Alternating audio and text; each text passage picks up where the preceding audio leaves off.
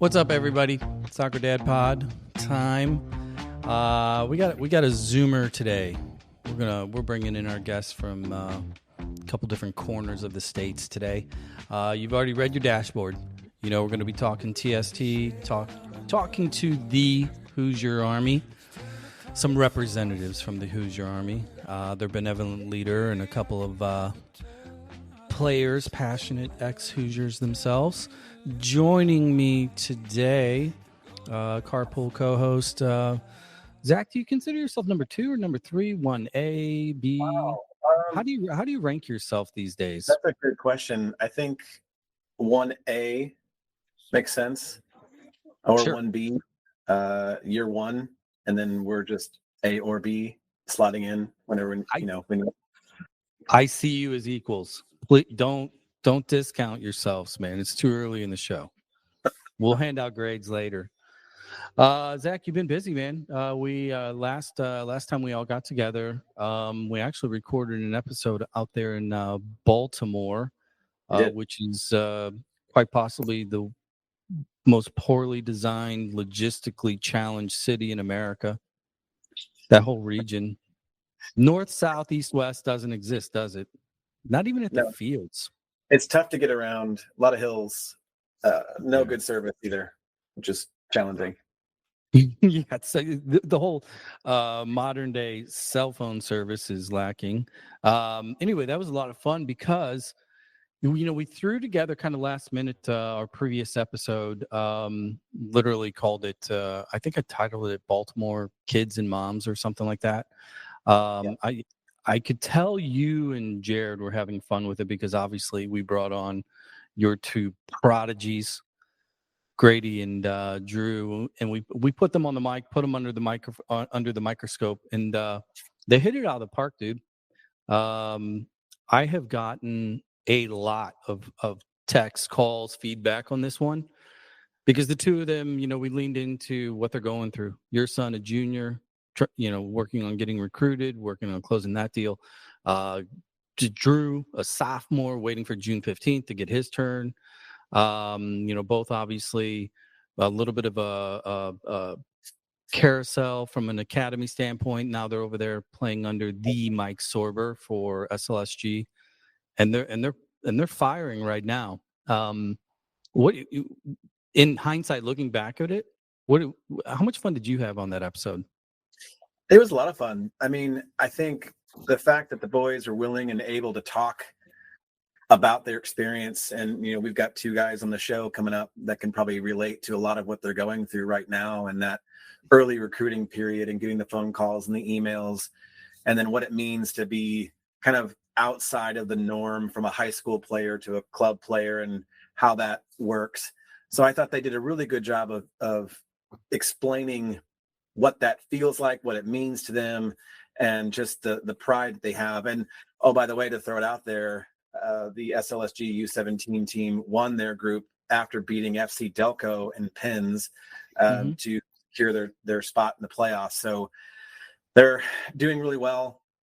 And Sorber has been a great mentor and coach for both of those boys and all the team. And so we're very excited about the fact that our kids got to play for him. So yeah, it was great. And Mandy, my wife, wasn't able to attend the event because she's a principal and had prom and graduation in the same weekend, and so we got to hear from the other moms though, which is nice.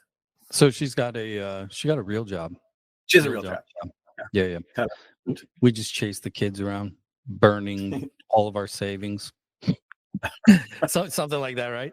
And then real quick, the second half of it was equally impressive, kind of from the other end of the spectrum. 3 moms, all 3 have boys in the academy system. One's already committed to Xavier. Another one is committed to another large school. And then obviously Drew's mom, Kelly, was on there just talking about what they go through. So for those of you listening that have kids that are like interested in playing at the next level, or parents that are like, I don't know what the hell to do, that's a good one because it's not easy. They'll tell you, big parts of it. Great episode. Go back, follow it. And do me a favor, send it to a friend because I keep asking. Some of you apparently are following through because the numbers keep going up. Check this out, Zach. I looked at it this morning. We've crossed over into the other world. because this has been a St. Louis-based podcast for a long, long time, right? And up Yep. until about 6-9 months ago or so, probably 75% of all of our listeners were kind of St. Louis metropolitan area and or St. Louis expats, right? Somewhere. We knew that. We are now officially under 50% of all of our listeners are from St. Louis. More than 50% are from outside of St. Louis.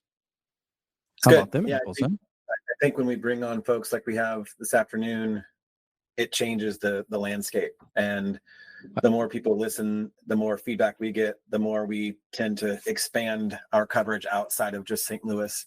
So well, you know what? To see that. You know what? Number two. Well, number one city is still St. Louis, but it's under 50%. Number 2 is Dallas. Number 3, I believe, is LA. Number 4, KC. They can't get enough of us. Yeah. You know, as much as we talk trash on them repeatedly, they're listening. I love it. All right, there you go. There's your quick update. Go back, check out that episode. I'm not going to waste our guys' time anymore because they are, like I said, they are zooming in. We'll get a little geography check here. But joining us from this year's Hoosier Army, the TST 7v7 participants who are in, let's see here quick, Group B. They are going to be facing Caligari, I believe, Cardinal Legacy, which that'll be fun because that's a Stanford alumni. They had to put that in brackets because Stanford kids are so smart. They need to make sure that they put a little note next to the title of the team. And then we need a replay of that championship game too. So City Soccer FC, which it's really hard to find out where they're from. They need a new social media director. But without further ado, we got Grant Ryan and Coach Robson, Kevin Robson from the Hoosier Army. Fellas, Kevin, how's it going? Yeah, man. Thanks for having us on. We're getting excited over here.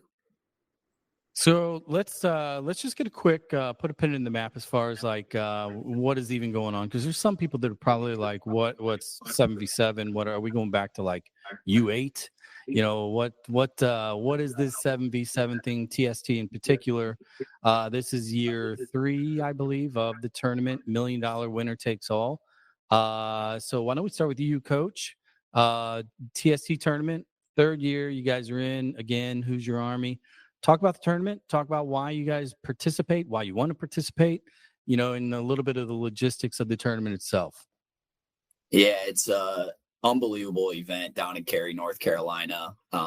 Harrison Pets does an unbelievable job of getting this thing organized, and it's a lot of logistics, like kind of what you're saying about, making sure we got sponsorships. It's a big time entry fee, getting everybody sorted with housing, hotels, practice times. We Zoom as a team to make sure we know what we're doing in the 7v7 format. And then getting all these guys from different areas of the country to meet down in Cary, North Carolina. Everybody's on their own budget, on their own dime. And we get down there, give them a little stipend and get after it.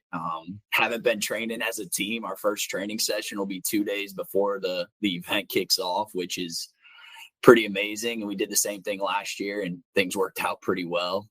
Came pretty darn close to $1 million. And we got another really good group, talented group coming back. And, 2 of the guys that are on this podcast are going to be a big part of that.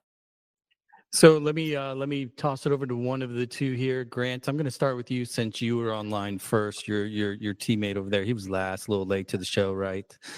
This stipend that Coach is talking about, what's your favorite part about it? Is it the 12-pack or the hot and ready? Yeah, it's the old-fashioned Indiana stipend. So there's a 12-pack that's thrown into the mix there. But I mean, the whole entire experience, getting back together with guys I play with in college, guys who are kind of like the generation before me, and then Ryan kind of the generation after. So it's such a fun mix of groups that get together and you get to celebrate the Indiana history. It's always a great time to put back on the jersey, play the Hoosier way. So there are a lot of parts about this week that I love, but coming back together and playing with the boys representing Indiana is definitely an amazing experience. I'm happy I get to do it again this year. So real quickly, you mentioned that you've got some predecessors above you and you've got some newbies under you age-wise. Do you give us an idea of what the makeup of the team looks like as far as like roughly when you played, when you graduated, and then how old are we talking? Is this like old school Southside over 40 guys, or are you guys keeping it smart down there in the younger pups? What's the demo look like on the breakdown? I think this year we shaved off a few of the elderly years from the top end of the roster. Went down recruiting to the younger bucks. So Ryan's someone that he actually came in the first year at TST, made a nice splash, did a really good job for us. Missed him year 2, so we're super happy to have him back. But yeah, that's a great example of some reinforcements that we were able to add this year. I was at Indiana from 2014 to 2018. I think I'm probably right in the middle of the mix now. Got a couple guys that are in their early 30s, couple guys in their mid 20s. But yeah, we're bringing a team this year. Should be a good time. Go ahead, Zach. So Ryan, my question's for you. A big part of this is getting sponsorships and making sure everybody's fed and taken care of with those 12 packs and the stipends. Is your investment firm kicking in, or did they just hire you for that?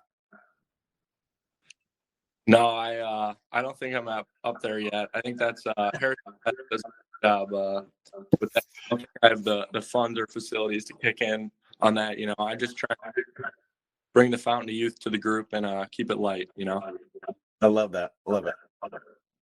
So, Kevin, I'm gonna bring it back up to the top because you've been there since year one, kind of putting the initial teams together.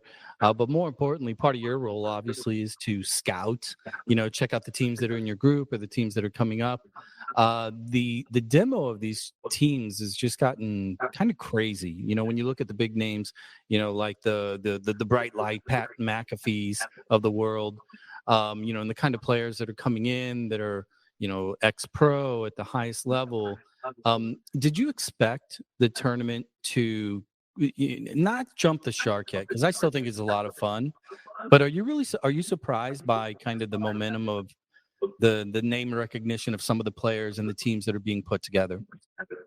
Yeah, definitely. I mean, when this thing, a couple years ago, when this thing started, I had no idea what this was going to be. I mean, when Harrison Pets got this thing rolling and started talking to us about this event, we were like, what is this? Like, who's playing? Like, what is it all about? And now it's kind of what you said. You got McAfee and Aguero and, you got Chad Ochocinco. I mean, it's just the people down there. Chris Paul owns this thing, and he's always at the event, and just the people you get to play against, play with, the soccer stories you get to share with other teams. But kind of what Grant was saying a little bit, just having everybody get together to kind of have this as our annual event is it's pretty special, and I think we really enjoy every moment of it. And last year making that run, playing against McAfee's team, and was a highlight for a lot of these guys to lace up the boots. And but this thing's taken on a whole nother. It's like a whole nother season for us to get ready for. With as a coaching staff and as an alumni base, and I think we're the only team that's had alumni team, I guess, that's been around for all 3 years of this tournament. Let me ask Grant you a follow up on that, kind of along those lines, because you guys are, you come from one of the most storied programs in the country. You take the game very, very seriously, and obviously third year in, you're getting rid of the old guys, you're bringing in the young guys. You want to win, you want to put some points up. Do you view some of the kind of Hollywood aspect of the tournament?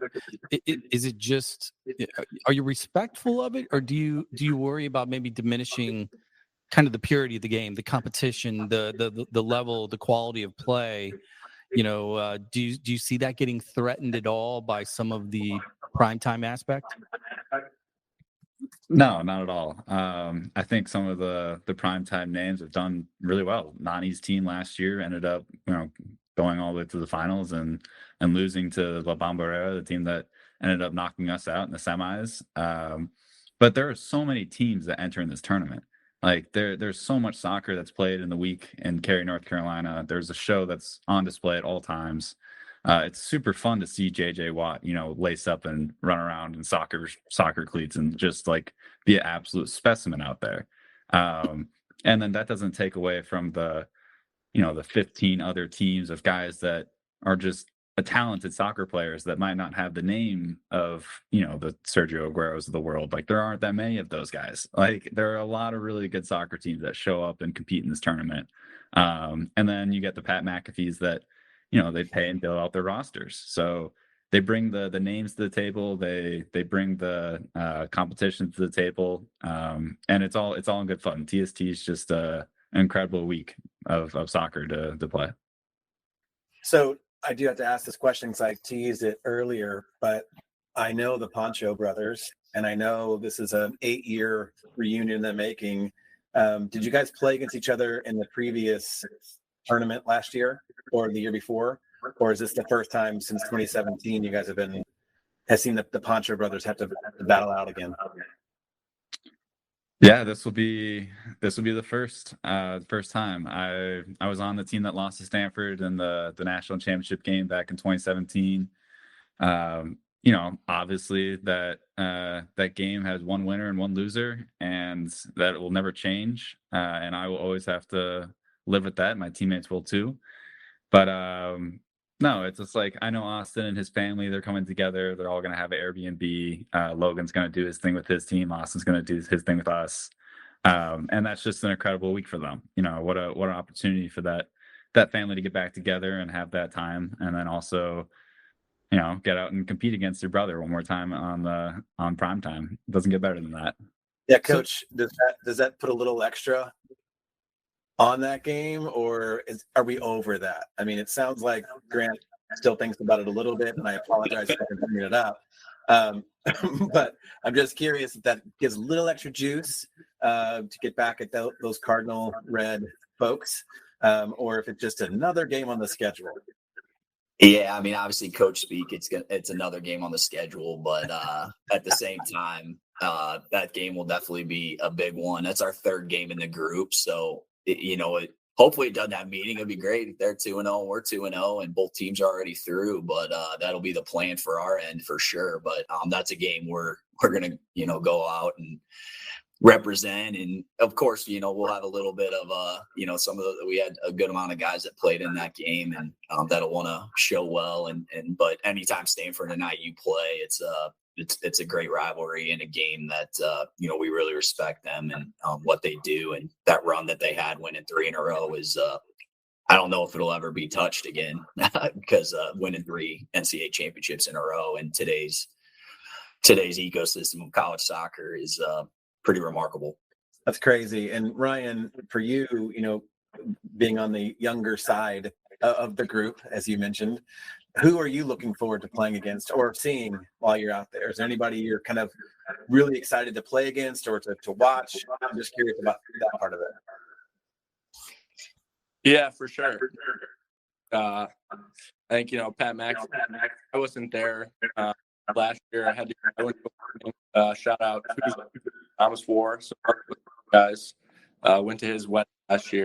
So I was not there for that. Yeah. I think JJ Watt, and of course, kind of American sports kind of figures or athletes, kind of the ones I'm looking forward to. And then, of course, the soccer are retired now. So yeah, there's the first year we got to play Dortmund. They had some cool legends, so kind of just building off that. Well, let's shift it up a little bit kind of in the same vein. I'll open this up maybe to you, Grant, because you've been around for this run. Can you talk a little bit about maybe the awareness of soccer IQ? And what I mean by that is obviously you're Indiana alum playing against Stanford, and there's a lot of faces that that are kind of the domestic top tier players that have played at Division I high level, gone on some play pro. That's kind of the circle that you run in. But then you get these other teams like Anani that have played kind of at the World Cup level and in that elevated realm. My question is, when you do play these teams that have these older guys that have that hit the top of the scale, Do you notice a difference in that IQ and just kind of the fluidity on the field? Because we always see these like legends games where Madrid is playing Barcelona or whatever, and the old guys are still doing what they did whenever they were 20, 25 years younger, because they're just boom, their brains are there. Do you see that in an event like this, kind of with the European players and some that have come in with such high pedigree? Do you notice that in an event like this? Yeah, there's no doubt that the Nanis, Agueros, the people that play in the World Cup and Champions League, the highest levels of football, soccer in the world, their understanding of the game, the way they see it, it's no one else is on the same level as them. They reach it to the highest level for a certain reason. And once you understand the game, once you know how to play that way, that doesn't leave. And so absolutely you see a different level of understanding and spacing, with those types of teams. But I'll circle this back and talk about the way that we like to approach these games. Yes, you have a certain level of respect for those types of opponents and every single team you play up against in TST. But, we have a system, we have a group of players. I trust any one of the guys that are on this year's roster to be on an island and operate well, to do 1v1 duels, 2v2 duels well. We have a unique ability that we all played together at one point or played in the same system at Indiana at one point. So there's a really high level of understanding of what we're able to do. And we know that if we're able to go out and perform and focus on ourselves and take care of business and do what we need to do, then we have no problem playing against these guys. 2 years of being in TST, we lost to the two teams that won it. Those are the only two times that we've lost during our time at TST. And I will say, like, those two games, primarily up against futsal-related players, they have a different level of play too. It's a 7v7 indoor futsal style of play. It's really effective. We're still taking notes and trying to find a way that we can play that in our system and perform at a high level and win. So it's just a lot of fun. Like, these things they're so cool. It's so unique to the tournament. You don't get to these big, massive names never played futsal. They were in, the World Cup and Champions League. So it's a different style of soccer, but there's so many comparisons across the board and different ways that you can play and win. Yeah, I was going to actually push this over to you, Kevin, along the lines of what Grant just alluded to, because you look at Newtown in year one, and then even the St. Louis team dueling for Lincoln, they did really well year one last year themselves, kind of advancing beyond group stages, etc. Our friend Paolo, who is the goalie coach director over at Scott Gallagher, he was picked up by Quick Goal, I think, this year.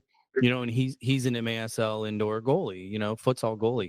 When you do see these teams that have thrived, that are really loaded with kind of indoor pros, how do you, as just purely the coach, how do you approach that? Because they do have a different swagger. They do have a different kind of style overall. What is the difference comparing, contrasting from your viewpoint? Yeah, I mean, like Grant said, Newtown and La Bombonera, those are the two teams that won, and those are the two teams that we lost to. So both teams were, on the day, I think were better than us, to be honest. So it's like both of those times, I think we've learned a lot from just like the style, how quickly they move the ball, the patterns that they have. For instance, a team like dueling for Lincoln, they have a lot of indoor guys, and that's a really good team. I'm really excited to watch them play.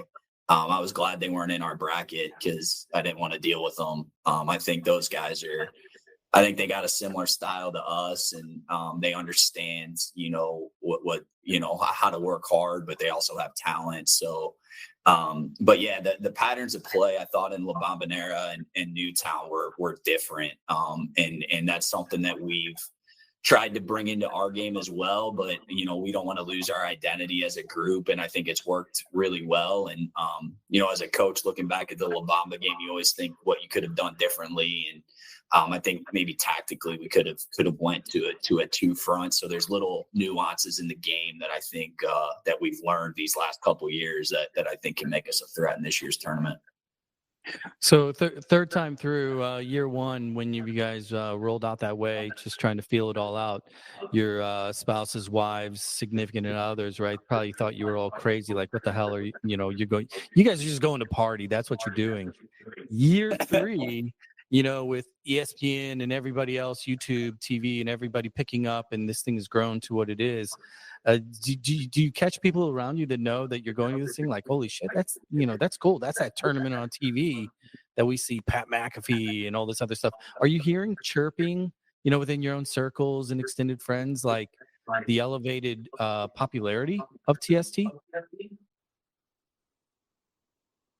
Anybody? Yeah, I definitely think, I definitely think people are starting to really talk about this thing. This year, like, my wife was like, oh, you almost won, like, she was kind of joking, like, you guys almost won last year. Like, how much would we have gotten? Like, I was laughing about that. I'm like, Shannon, I don't know. We didn't talk about how we would divvy up $1 million, but she's like, all right, well, let's win this year. And so it's gotten real, that we are a contender in this thing and think we can be another contender again, but how hard it is to win, how many good teams there are, how many good players, kind of what Grant was talking about.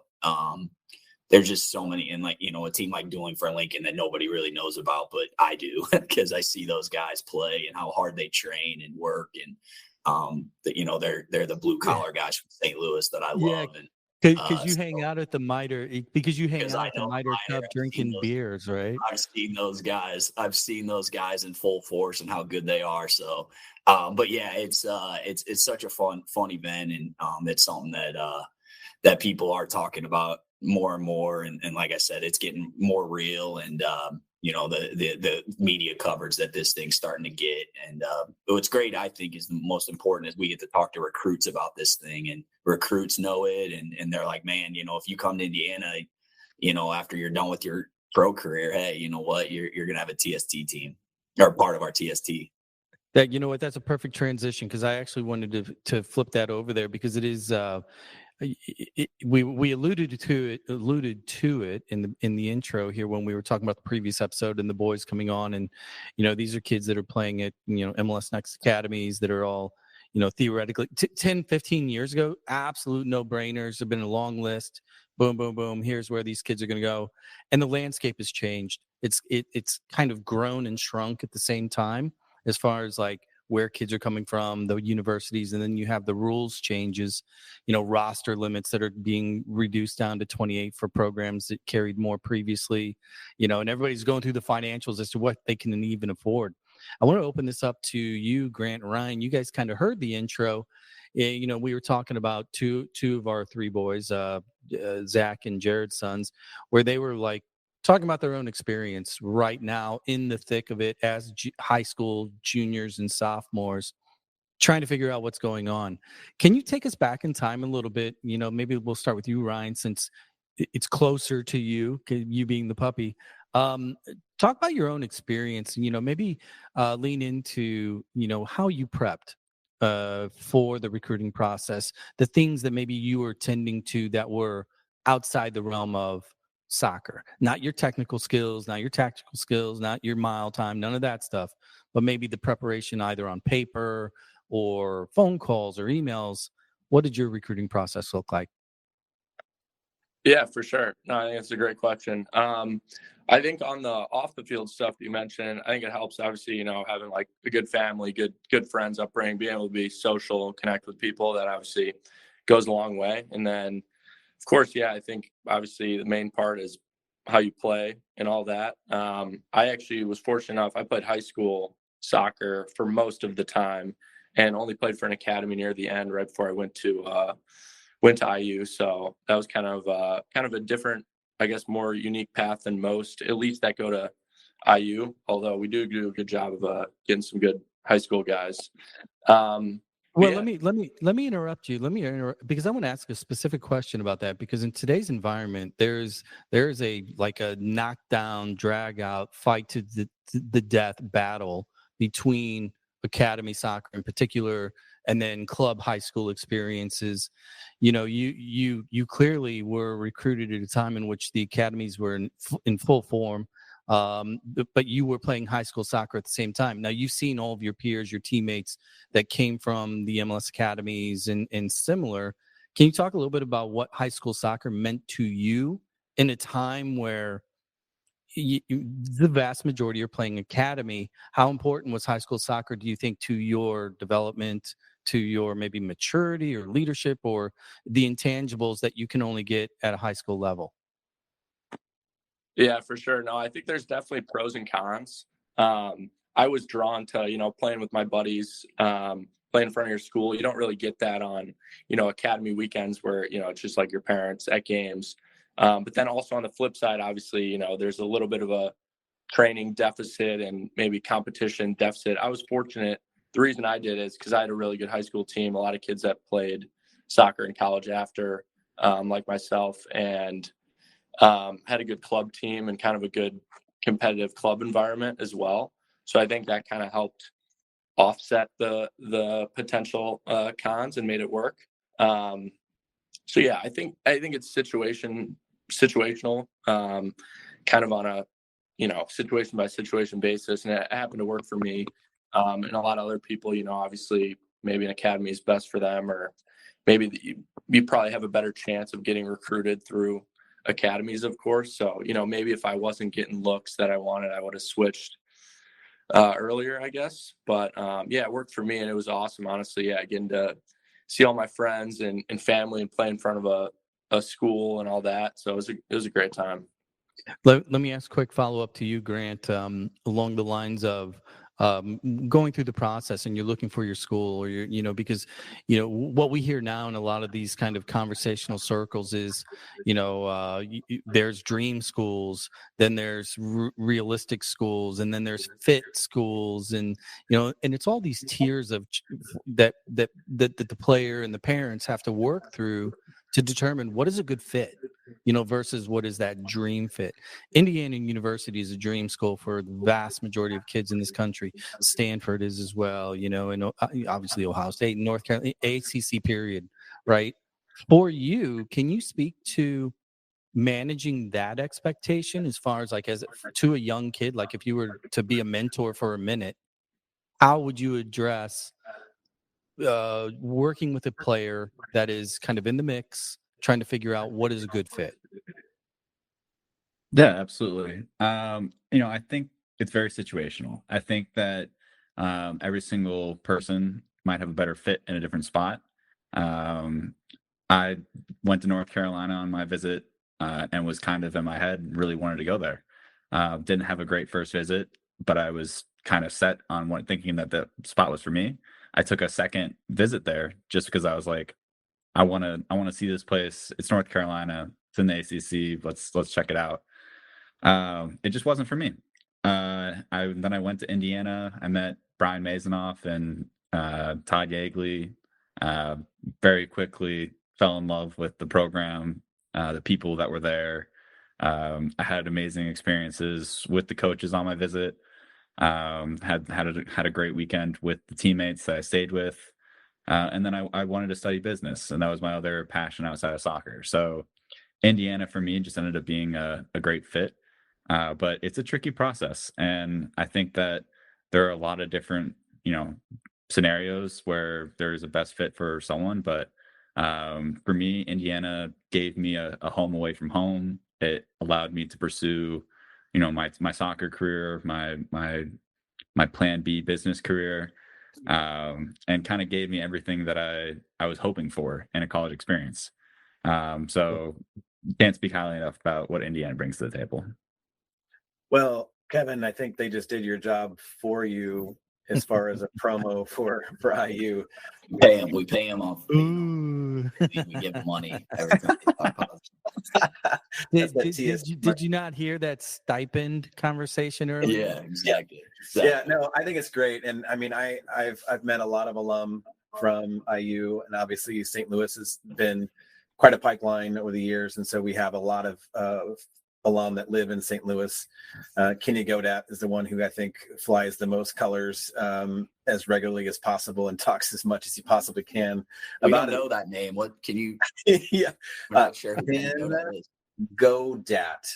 You probably know his dog Bill, Yeah. who's arguably more popular these days than he is. So, But yeah, you Go guys ahead, have a storied program, and so recruitment obviously is a little maybe a different animal for an IU than some of the other schools that are really trying to get their name out and trying to build a culture and a program.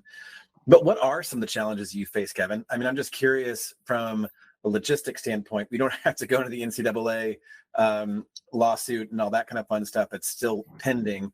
But what challenges do you face on a regular basis when it comes to recruiting? Yeah, I mean, it's, we got to get it right, and we, of course, put our own pressures on, and there's pressure within, the school, the alumni to do well. And players like Ryan and Grant obviously helped us do well. But yeah, you have a lot of people that want to go here, like you said, and it's like, you've got to make good decisions.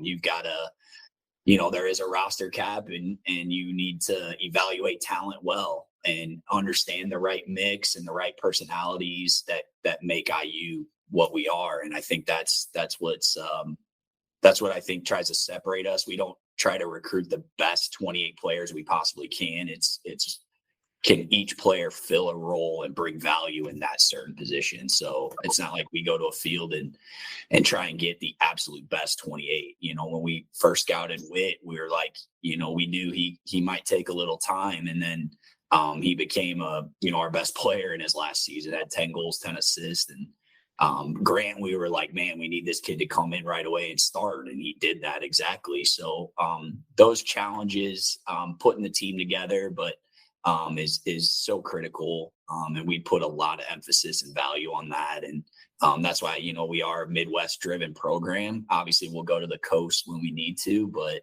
the Midwest, Chicago, St. Louis, Indiana, Ohio, those are the hotbeds for where we like to pick our players from. And that's what's been kind of the glue of this thing. I do have a little bit of a follow-up, and I appreciate you expanding on the question I asked. But now with the landscape changing every single year with, international, with transfer portal, all these different things, the roster size, are you seeing more American players utilize more European style recruiters and platforms like that to communicate with coaches? Or is that still primarily mostly an international flavor of that recruitment process? Yeah, I mean, agencies are becoming a little bit more of a, they've been becoming a little more influential with recruiting. I mean, they hit our inboxes pretty hard with players that they have overseas, and even players in the young domestic players are hiring.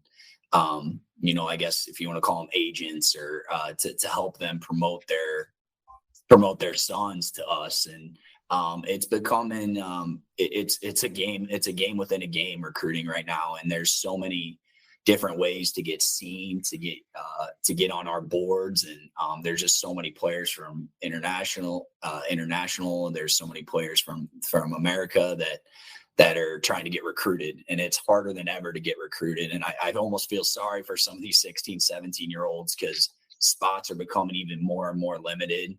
And, but at the same time, there's a lot of growth in the game. And for the next level, there's a lot of opportunity to become a pro. So on the flip side of that, so it's a constant battle, but it's becoming a lot more. It happens a lot more with agencies kind of hitting our inbox with players that they want us to recruit. It's constant. Let me ask a question, kind of a follow-up along the lines of what Kevin was just describing. I'll ask you this, Grant, because you're kind of the furthest away from your experience. The other day, let me frame this first. I was reading this tweet string, whatever, and they were talking about the recruiting process, and somebody was just absolutely hating on basically legacy schools kind of overselling their value, and the person attacked the word culture and made a pretty good point, I thought, in so much that schools that only talk about culture, and they talk about history, through the lens of culture, are trying to communicate to 17, 18, 19, 20-year-old kids who weren't even born the last time a star was put on the crest, right? So for them to understand or lean into that, they don't really have a connectivity. And his point was, the only culture that a kid understands that is in that age group that is entering into these programs or into these locker rooms is the locker room itself. And it's not until the kid finishes and either leaves or graduates or moves on into the next part of their lives, like the two of you, right, in which they start to really understand what that culture means. Can you speak to your own experience as it pertains to culture as a Hoosier soccer player? Did you understand it going into the school? Did you feel it while you were there? Or does it mean more after the fact, now that you've kind of, you've lived through it? Yeah, absolutely. I will say I knew that Indiana was historically, the best college soccer program in the country. I didn't know all the ins and outs, who the Godfather was and how Indiana was built to what it is today. I showed up, saw they had a couple national championship stars, and was like, cool, I want one of those. Came in as a freshman. Still remember my captain, Patrick Duty. This guy was an unbelievable leader. He set the tone for the team. I just remember being a freshman and being, all right, when I get my turn to wear the armband, I want to make sure I do just as good enough job as what Patrick did for me during my time as a freshman and for the rest of the team. So I think that type of, history, culture, that doesn't die with, history. That's very much so alive. And I felt the Indiana heritage, what makes Indiana soccer what it is. Day one, when I stepped into the locker room, and I had guys like that who were my leaders, my captain. He went on to play professional soccer in MLS. Pretty sure he has the single game MLS Chicago Fire assist record still. So that's Let me ask a quick follow-up. Maybe to you, Ryan, same question, but looking back, because when you do go to a get-together or alumni gathering, or anytime there's anything, whether it's online, and it's like a Hoosier alum that's in the MLS or playing for the national team or whatever, as you start to really look back in time and you look at these generations that have produced some of the biggest names that the game has seen, that are now, like a Pat Noonan over at, Cincinnati. And, we could go on and on and on with names that have worn the same kit. Does it mean more to you now than it did when you were wearing it, because you're part of kind of a bigger club, if that makes sense? Yeah, no, that makes sense. Yeah, I mean, it's special for sure. It's kind of hard to explain until you're, I guess, kind of in it.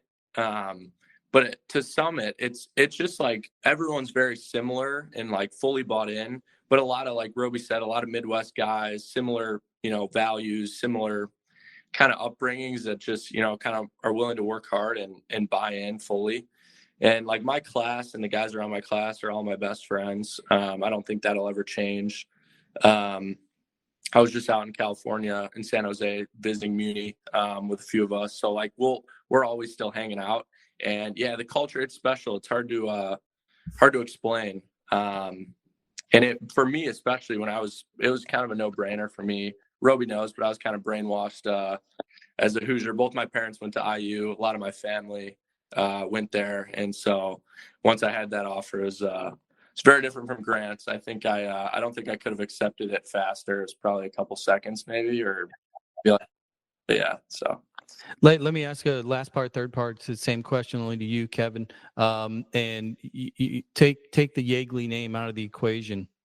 And if you think about Hoosier soccer from a cultural, historic, that foundational anchor, I'm gonna put you on the spot. Name a name. What is the name that screams Hoosier soccer out of these 5 decades worth of options to choose from? Because them all, and I know that and even if you want to do a desert island top 3, I'm cool with that. But you got to name some names. A desert island top 3. I'll go with John Stolmeyer. That's a throwback. Danny O'Rourke. I'm going to get in trouble for saying that one. And Nick Garcia would be probably my desert island top 3. Just embodies what Indiana's about. Those would probably be my top 3. But I'm leaving some tough ones out. But I would go John Swan's in there for me. He was right before I came, but just the epitome of what Indiana soccer is would be. Well, in about 48 Frankie hours. Moore. In about 48 hours after I release this, you'll be getting a bunch of text messages. So yeah, and I can take that. When people interview people and they don't give answers, I get upset. So I'm going to give you answers. There you go. Go ahead, Zach. Even if Grant and Ryan, unfollow you on Insta and everything else for not naming them, but this is a question for the group, and so I'm not going to single out anybody because I think it's a hard one to maybe even formulate an answer to. So I'm going to just put it out there. When you were going into IU, how many of you thought about the next level, meaning MLS or Europe or any other pro destination? And what was your reality versus expectation post grad from Indiana? I'm just curious because you guys have all had different careers. And Roby, we've talked about your path to get back to IU as a coach. But so this is probably more for Ryan and Grant because it's more recent. But that's a fair question to ask about kind of what the expectations were kind of going in and figuring out what you're going to do. And then post grad, what opportunities you had and how you decided to go, you know what, I think it's time to go into something else. Like you said, Grant, your backup was business. Ryan, you're at an investment bank now. Just would love to hear kind of that story from both of you. Grant, you want to kick this one off or do you want me to? Okay. You're in, man. Yeah. No, I mean, I think Grant kind of touched on it earlier, but there is really, and I know I'm maybe pumping Roby's tires here or IU, but I kind of have to shamelessly. There is really no better spot that has the mix of, best soccer school in the country, unbelievable business school, great social scene. Me and Grant took advantage of that maybe a little bit. And yeah, I mean, it kind of hits everything that you kind of want and need. So in that case, I kind of went in with, it was like Roby kind of touched on. I wasn't like Grant going to play immediately. So I kind of had to make sure I had, kind of my bases covered. And fortunately, Kelly's a great business school. So I kind of went into the, set up to succeed both ways, whichever way it goes.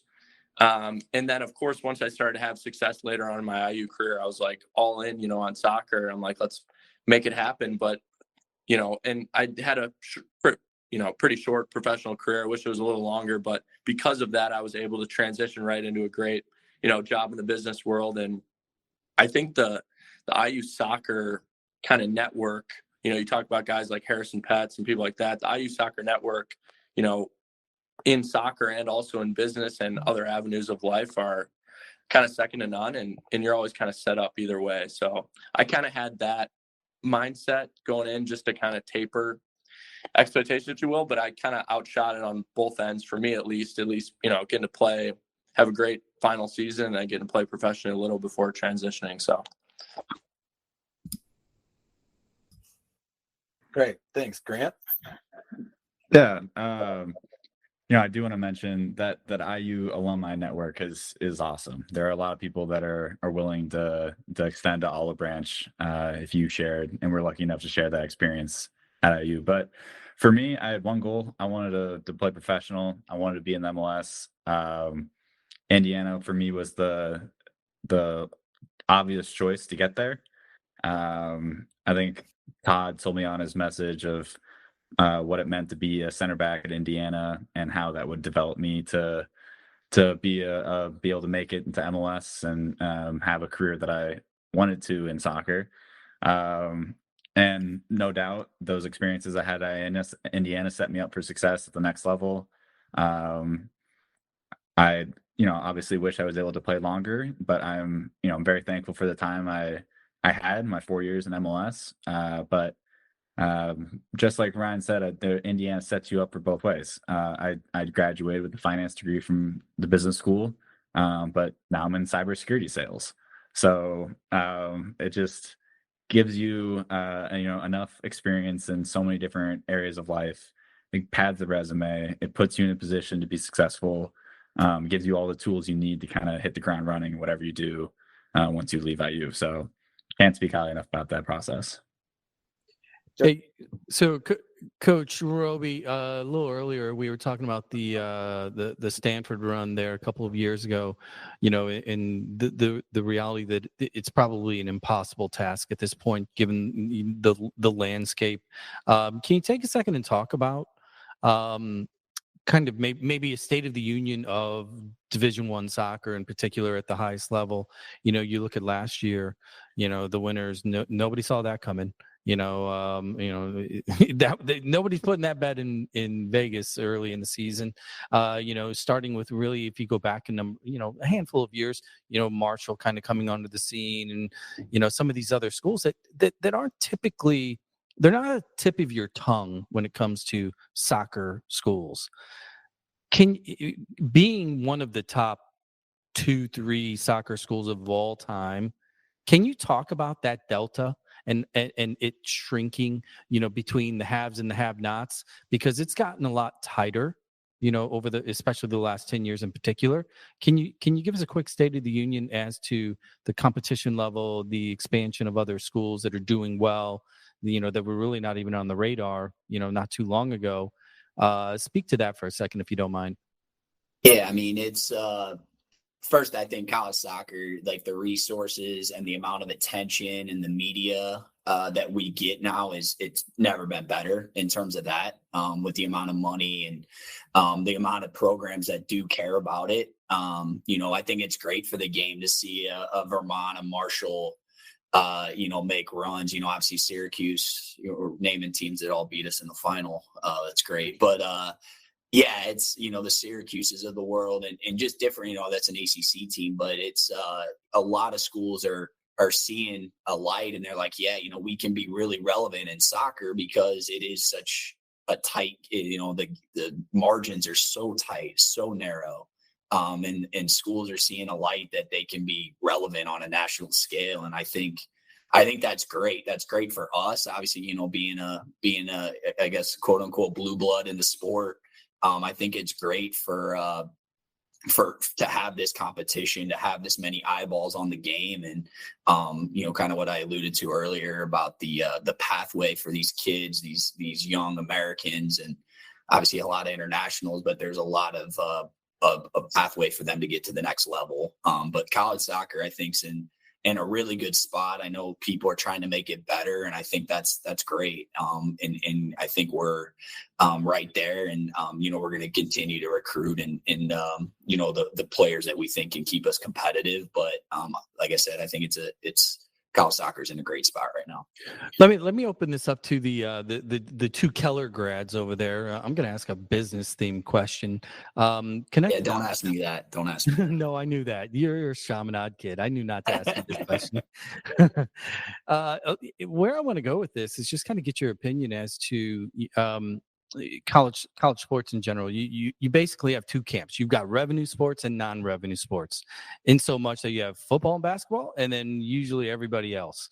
Soccer is kind of traditionally on the everybody else side as a non-revenue sport in a lot of cases. True that up though, because I was just, this morning driving my kid to school. We're driving past the middle school, looking at all the kids, and there's hundreds of kids.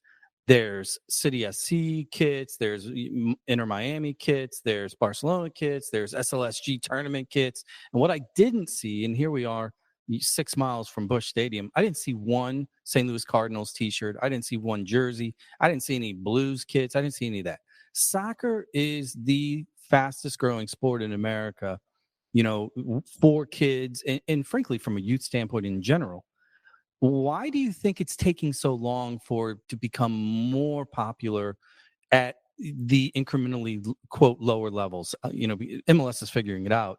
But what do you think it will take to make soccer a revenue sport, given that it's arguably the biggest youth sport in America at this point? That's a business question. Grant, you go first. You've got more years in the in industry. Thank you. Okay. Well, my honest answer is that I don't think soccer is going to be a revenue-making sport in college in the next decade. I would say, there's been huge levels of growth of interest in the game. But while college soccer is exploding onto the scene, so is the USL, so is the MLS. There are other leagues popping up in the country. College basketball, college football, these two things, like there's March Madness, there's the NCAA playoffs. These are household brand names that dominate a whole entire month and a whole entire New Year's celebration. Everyone gets around for those college football playoff games. And also just like the level of play in college soccer is high. It's getting a lot better, but so it is in MLS. So it is in the USL. And there is a gap between, a college soccer game and a USL or MLS game. So I think there's definitely room for it to grow. And, as soccer continues to evolve in this country, hopefully, more and more people tune in for the college soccer games and tournament time and everything like this. But maybe I'm too far, removed from it and haven't been a part of the more recent upbringing. But let me toss part B then over to the investment banker over there. Imagine if college soccer could, with the number of players that are now funneling out into the pro ranks, what if they were categorized as like development academies, right? Like a River Plate, et cetera, in which you get lifetime royalties for these guys, right?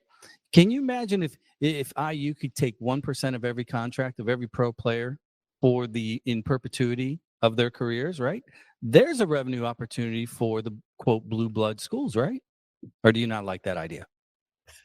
Oh, I've never heard that before, but that's an interesting idea. Well, I guess first I'll throw it all the way back to the beginning of your question. As far as the local St. Louis kids not wearing their blue jerseys, that could be in part, maybe they were tuned in the 2022 NCAA tournament game when we sent it back in. I think they switched over to our side.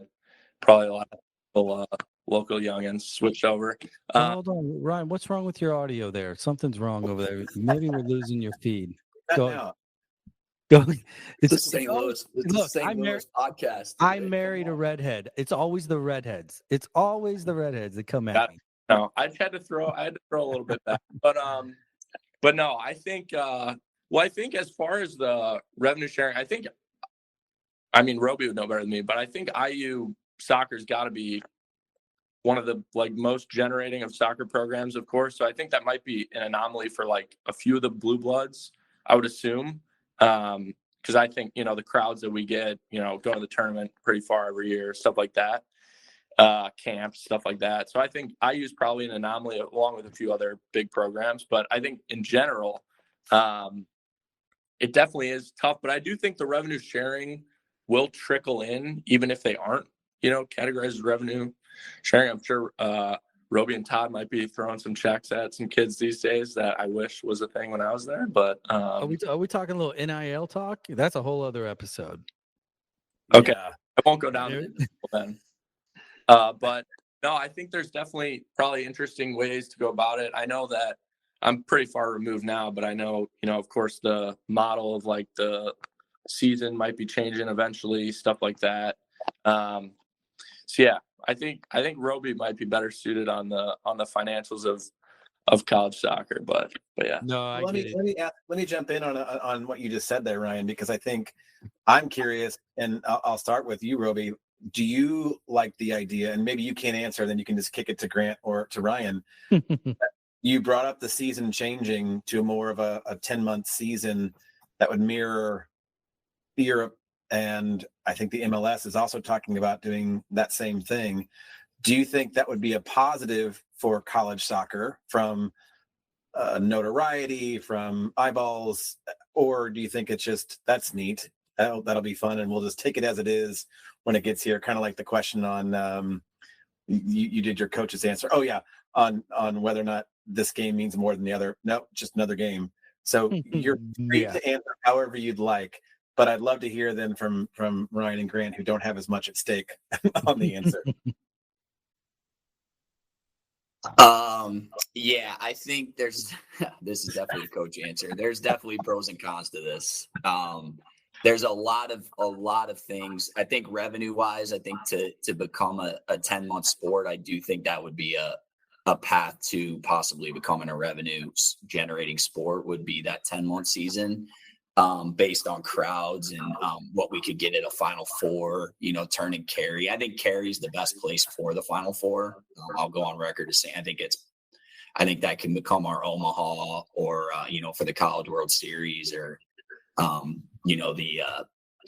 there's a couple other ones that have, but Omaha for college baseball has done an unbelievable job. So I think Cary, like the stadium size and the weather, and obviously it's in the hotbed of an ACC territory. I think that could really help in terms of revenue generating. But yeah, pros and cons, you ask our players and you ask players throughout the country. I think there's some pros to being a college kid for those 4 or 5 months. And then there's cons to obviously, not being able to play our Final Four in at a good time, in the summer when it's when there's less going on, because, our finals on a Monday night in the middle of football season and it can get overshadowed at times. And if you move that to a summer, say a June final, then it could, it could draw more eyeballs where there's, more interest, better weather possibly, and, less going on for the American. Because if you can't outdraw the cross country national championships on ESPN3, then you do not deserve to be a revenue sport. That's just my 2 cents. Yeah, and I get that, and that's why you've got to move. I think that's why the 10-month season to become a revenue-generating sport, and what U.S. Soccer is talking about with helping financially fund this new Super League, if you want to call it, that could be an absolute game changer for everybody. So, definite pros and cons. I think there is some legitimacy to being a normal college student for some of these kids, and obviously we still train pretty hard in the spring, so kind of speaking out 2 sides of my mouth here, but I think you could do a 10-month season, and it could, but I think the revenue will have to be a big part of it, and U.S. Soccer has came in and said they would help. Well, I think realistically, kids that are playing at that level, even though you give them time off, they don't really take time off. Because, mentally, Grant, you and Ryan, you guys, if you want to be a pro, it's not as if you just get to, go skiing in the spring and wait till August preseason, right? It's year round. So you guys have lives to live, people to have dinner with. And I know Zach's got to get out of here too. Thank you all for joining us. Good luck at TST. Any predictions, Coach? You want to lay it on the line now? Are we talking quarters, semis? Are you going to be cutting up $1 million check? What are you thinking this year? Yeah, I'm glad I don't have to disperse that. I'll let the GM and the chairman deal with if we do win. But no, the team, I think we'll be good. I really like our group. I think we're gonna put on a good show for the alumni and obviously all college teams across the country.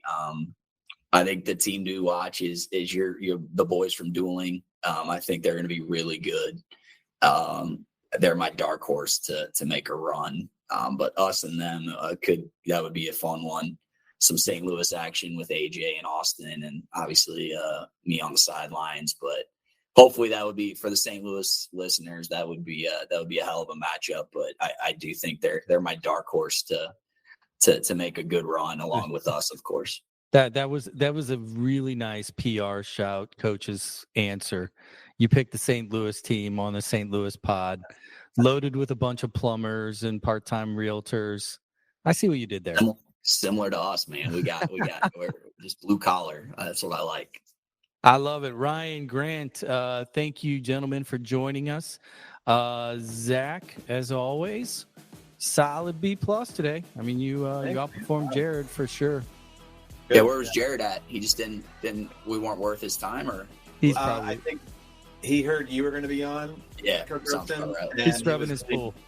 He was really intimidated, and sure. so he couldn't face it out. All right, gentlemen, we're going to let you guys go. Just hold on one second. I'm going to roll us out of here. Soccer Dad Pod. Be sure to go to Instagram, follow Hoosier Army. Keep up with the tournament, the game schedules, and everything are there as well. TST, really easy to find, super fun to watch. Put it on during the day when you're supposed to be at work. You're not really working. Put it, picture in picture between your pro formas. Watch a little 7v7 soccer in June. Zach, we're out of here. Like, review, follow, share. Send it off to a friend. We will catch you next time. Later.